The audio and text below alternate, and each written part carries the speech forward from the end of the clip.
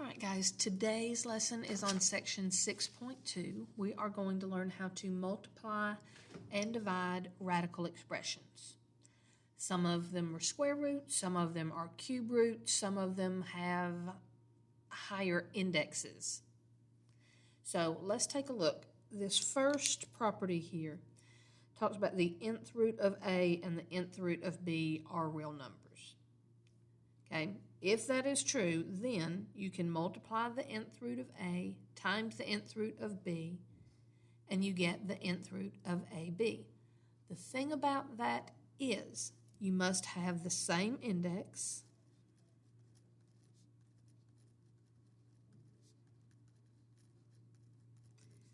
Okay, if you have the same index, then the rule is keep the index and multiply the radicand. Okay, and remember the radicand, that's just the stuff that's underneath the radical.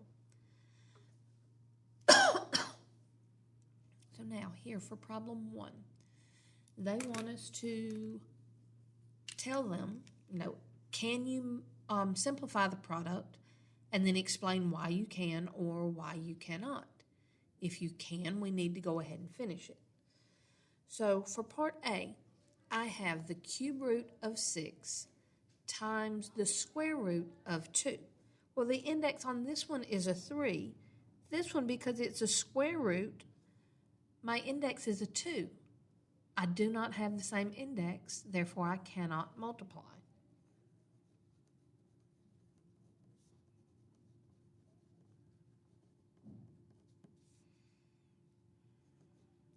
And that is because they do not have the same index.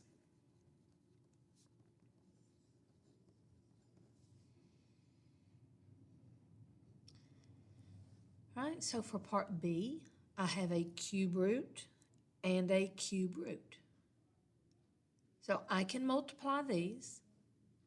One thing I want you to remember, that when we had square roots of negative numbers, we had to simplify the negative underneath before we multiplied. Well, when it's the cube root of a negative number, I don't have to worry about that. I'm just going to keep my index of 3, and underneath I'm going to multiply negative 4 times 2, and I get negative 8. But now that will simplify to negative 2. Okay, the cube root of 8 is 2, and because it's an odd index and a negative underneath, I'm going to have a negative answer. And this works because I can multiply negative 2 times negative 2 times negative 2, and I get negative 8. The reason I can multiply these is because we have the same index.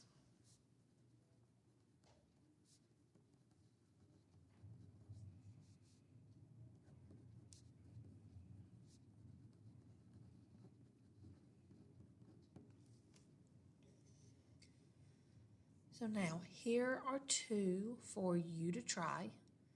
Go ahead and pause the video. You work on those 2 real quick. And then when you're finished, come back and check them here with mine.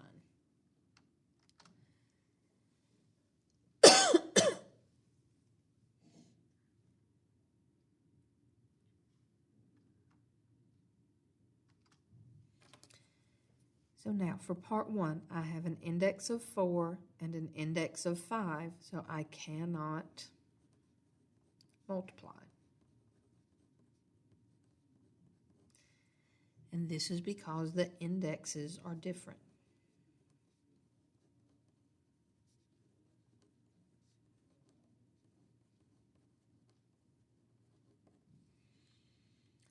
For part B, I have the 5th root of a number and the 5th root of another number. Okay, I don't have to simplify these before I multiply because my index is odd here. So I'm just going to keep my index of 5, multiply the numbers underneath. So negative 5 times negative 2 is a positive 10. That is as simplified as it can be. The reason I can multiply those is because I have the same index.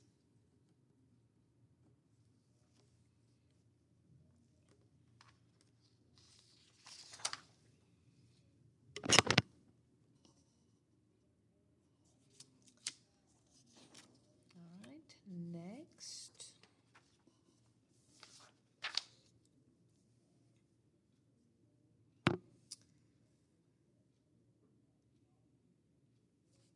Now, top paragraph here, it says, if the radicand of the nth root of a has a perfect nth power among its factors, you can reduce the radical.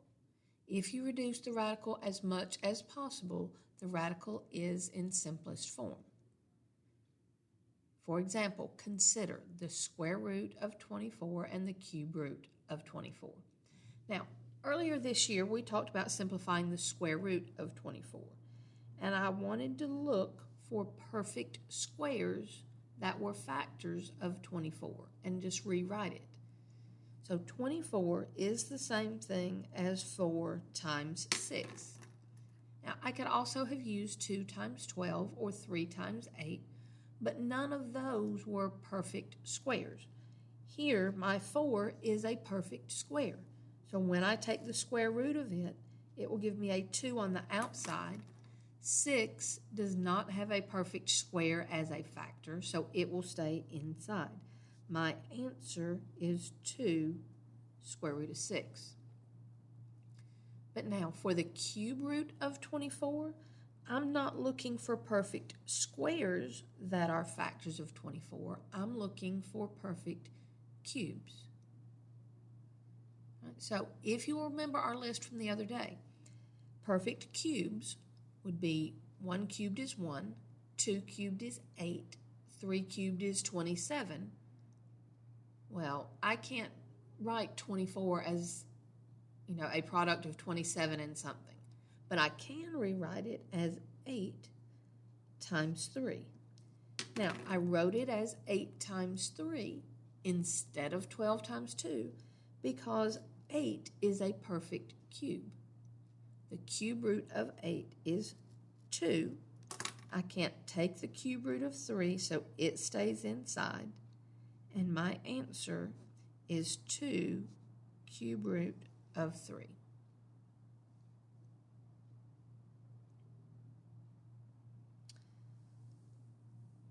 So now here is problem number 2. And my book has done this a little bit differently than I probably would have. What they did to simplify the cube root of 54x to the 5th is they wrote the 54x to the 5th basically as prime factors here. And then they split this up into an x squared and an x to the 3rd. What I probably would have done, and it's entirely up to you, is I would have written 54 as 27 times 2, and I would have left my x to the 5th the way it is for now. Then the cube root of 27 is 3. So I have 3 on the outside. Here is my cube root of 2, and I have an x to the 5th. Now, what I would have done from here is notice that the inside exponent is bigger than the index. So what you're going to do is you're going to take the exponent divided by the index. Right? So x to the 5th divided by x to the 3rd.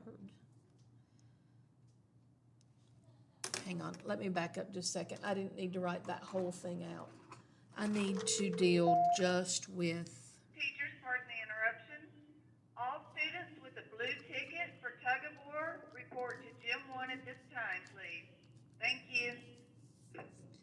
I need to deal just with the exponent and the index, not with the variable involved.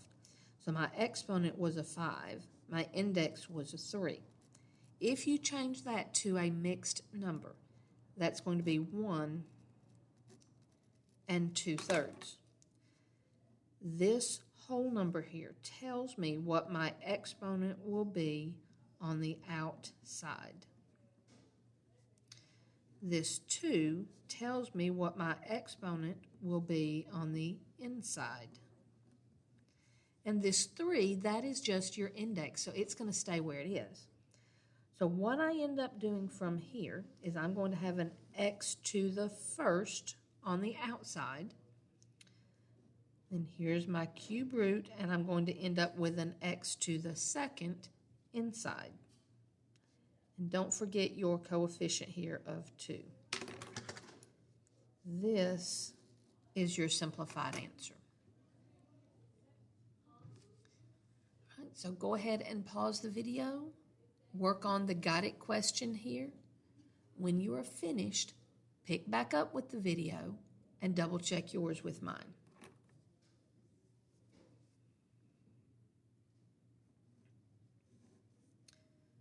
So once again, what I would do is rewrite 128 as 64 times 2, leave my x to the 7th.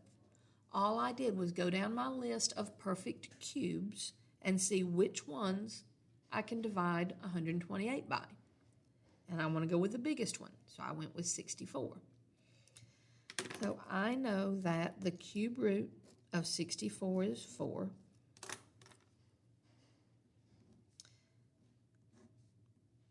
The 2 will stay inside, but now for my x to the 7th, I want to take the exponent over the index and make it a mixed number. That's going to be 2 and 1/3. So this 2 is my outside exponent. So I'm going to have x squared here. This 1 is going to be my inside exponent. So I'm going to have x to the first underneath. And this is your answer. Okay, I'm going to end this video here and then pick back up with the next couple of examples in the follow-up video.